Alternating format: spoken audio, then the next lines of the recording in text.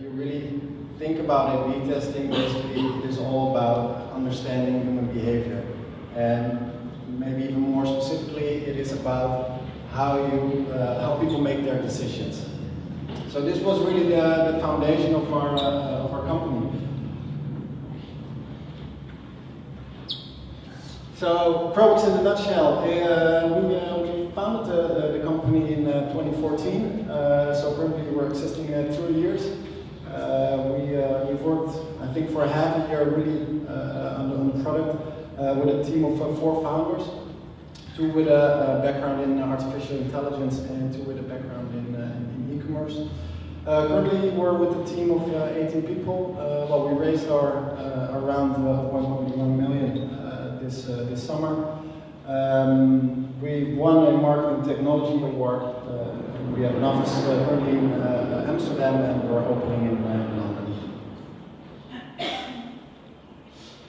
So basically we're also working on an experiment, and what I was already telling, we think there should be another way how you can really influence purchase decisions. So what we thought, hey, what if we combine the knowledge we have on consumer psychology and we combine those with machine learning? Are we able to derive patterns of this? And can we learn faster from human behavior in a very commercial way? So this is still the experiment we're working on, and we're seeing some pretty good results. Not steady yet, so that was also for us the reason that we thought, okay, we should raise another round so we have enough runway to really go towards a very strong, what they call a product market fit. But the first results are really positive. Maybe I should start over here. So we already had a team with machine learning knowledge and experience, of course. So we really had to dive in, okay, how does, really from a psychological perspective, how do people really make decisions? And there are a lot of different theories, but one of the well-known behavioral psychologists is Camiel Verschoor, and he found out that 95% of the daily decisions you make are made by your subconscious mind. So this means at the moment when you stand up and you're in the morning and you want to pick up your clothes, the way how you choose your clothes is really driven by emotional triggers. Same counts for when you're in a grocery store, the way how you pick your pasta or all your other products is really driven by emotional triggers. So we thought, hey, if we are able to influence those emotional triggers, and we can learn from it based on a lot of volume, then we should be able to influence purchase decisions. So what we've built is what we call a data-driven persuasion framework. So there are a lot of different ways on how you can emotionally trigger these persons. But the most interesting part is that this is really personal driven. So just to give an example, you all know, of course, Booking.com, and when you're on that detail page and you get this message that currently there are 2 rooms left, it states a very powerful message of scarcity, of course. But the effect of this is that it creates a very form of urgency, which makes you decide to take a step further. Well, Booking.com has, I think, almost more than 180 people only working and doing A/B testing with a lot of psychologists and also, of course, a lot of other people, data scientists, in order to drive up conversions. So basically what we are doing is there are a lot of different ways, currently more than 150 different ways on how you can emotionally trigger people, their behavior. And this is what we're combining with machine learning. We're doing this on a segment level, but also on a very personal level, so really on an individual basis. And this is what we call persuasion profiling. First stage where we at right now is really to drive a purchase intent to increase conversion rates. And where we eventually want to go is to really make a difference in the whole marketing space. Because what we're seeing is that if people have a dominant sensitivity for scarcity or a dominant sensitivity, for example, social proof, this can be, of course, very powerful in other channels as well, and not only on site. Well, these are currently some of the customers we work with. Our primary focus is to have platforms where we have lots and lots of volume. So we're mainly focused on the enterprise space. where we are able to learn in a much faster way than any other way. Well, that is of course in short my pitch, but I had to talk about the funding round. Just as a disclosure, I'm not experienced in fundraising at all. I only raised a seed round until now. So, well, these are just the lessons I had, and if you want to talk afterwards, so please go ahead. I think this is the biggest lesson. You really have to do your homework. And what I see really with a lot of peers who ask me, hey Roger, I'm going to raise a round, who should I talk to, or how should I approach this? I think the first step you really need to do is really do your homework, and really, it's basically the same as doing sales. You really have to invest time in the person and in the company you're currently pitching to, and you really have to understand their business and also their business model to make sure that you have a very strong pitch. And I think once you've done your homework, this is really the biggest win you can have. You have to understand what is the difference between a limited partner or a general partner. What is the scene they invest in? What kind of growth stage are they investing in? Because the more you can customize your pitch, the better. The second, you have to find out who is who in the industry. I had to give my talk right now, of course, for the AI industry. I think it's very important you do also your homework on who's investing in our industry, so in the AI industry. This is something I learned afterwards, because I was just pitching to everybody and I thought if they have money then probably I'll make a chance. But during or along the way I really found out, okay, if I'm going to just figure out who are the companies they're investing in, is my solution competitive to their current portfolio, or does it bring any value to them to invest in our company? You have a much better chance of eventually going on a meeting and really make sure that you have a chance of a very strong pitch. Second thing, once you've done your homework and you know how the industry works, and you also know you should talk to, then I think that the best step you can take is to build a hit list. I just do this in a very easy format of an Excel sheet. But I have more than 125 people over there I want to talk to at various stages.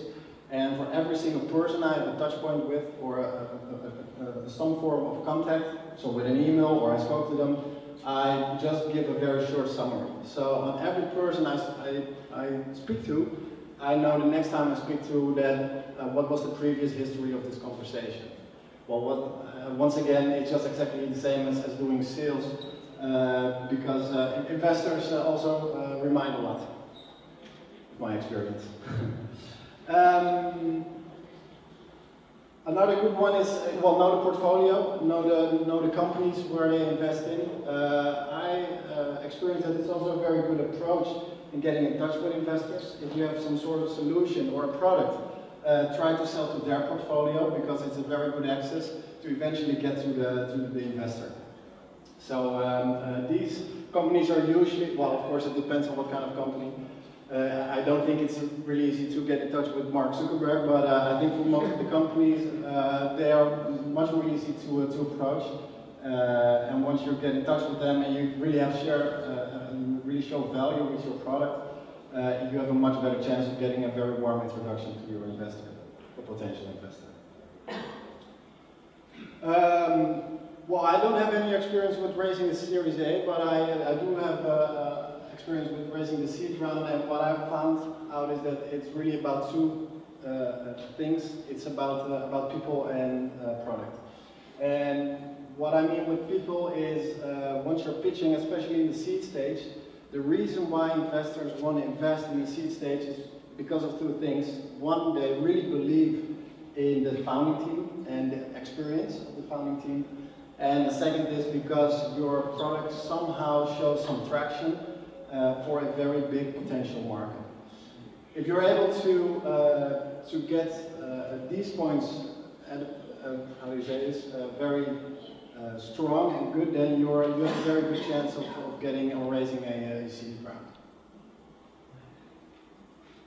Second thing is really work on proof points. So everything you do, make sure it's measurable and make it as data-driven as possible. The big thing where investors always look for is that you have some sort of proof and that you have a huge addressable market where you can sell this to. So the first thing you have to work on is the proof points. Just use a very simple KPI sheet or some sheet where you have to show, where you can show metrics and your learnings. And the second thing you have to do is just make a first calculation of what the potential market size could be. And then the last step is, what's your battle plan? So how are you going to approach this market, and why are you so special that you can conquer this market?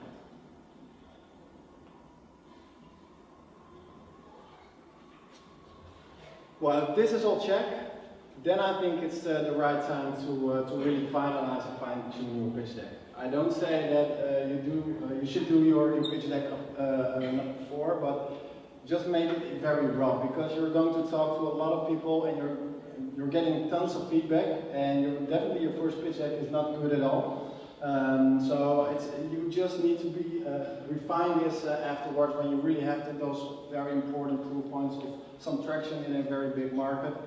And a very strong founding team, because those are the two most important factors investors look in during seed stage, once again. Last one, be proactive. Update your investor relations with updates. So once you've been in touch with your investors, or you've spoken with potential investors, of course, always ask for the card. For the business card, and make sure, once you really have a sense of feeling that they are interested, make sure that you just send them regular updates.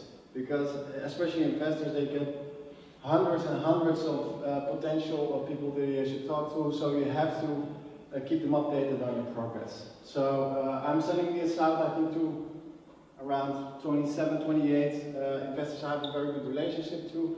Every quarter, and I'm following up on this. So I'm also asking if there are any questions, or if they want to follow up with a call, or want to know more, because this is how you keep the relation warm. Second one is send monthly updates to your team. Especially if you want to get investors on board, you have to keep them updated regularly. So begin as soon as you can, just with a monthly update. Also to your friends, family, or whoever is interested in your company. I did this really from the first month, and I'm really glad I did it, because it's a behavior you really have to get into. Because once you get those investors on board, you really have to update them every month on a lot of different stages. So just in terms of some numbers. Well, I think in the last 1 year I've been in touch with 87 investors. I had 28 serious meetings. Following up on that, I got 2 term sheets, and I got 2 VCs on board. One seed VC, which is Keaton, a seed investor over here in the Netherlands, and another one is Fentech, and Fentech is a French capital firm. And they are a little bit bigger, focus more on Series A and Series B investments, and a few angels. Besides that, I just have 25 relationships where I continuously keep them updated on how we do, so we can work on our next investment round. Then a little bit about investing in the AI space. What I've seen is that everybody finds it really interesting, and yeah, of course there's a lot of potential, but there's not really a lot of proof. So everybody you talk to, if you say, yeah, I'm in the AI space, and everybody will, especially from an investor perspective, is already interested in what you do. But the signs I get, and especially now I'm talking to investors also for Series A, is that yeah, it's a little bit too early, we do not see any significant proof. So you really see that the whole industry is really at the beginning, and investors are, in my opinion, a little bit in sort of waiting mode to really see where the big success is and where the big success will come from. And what I've really noticed is that a lot of the US investors are approaching European companies. I think in the last couple of weeks I've been approached by more than 20 US investors who are all interested in getting to know you and what you exactly were doing with AI, and in our specific example, AI combined with consumer psychology. And this is something which is really interesting. It's definitely more than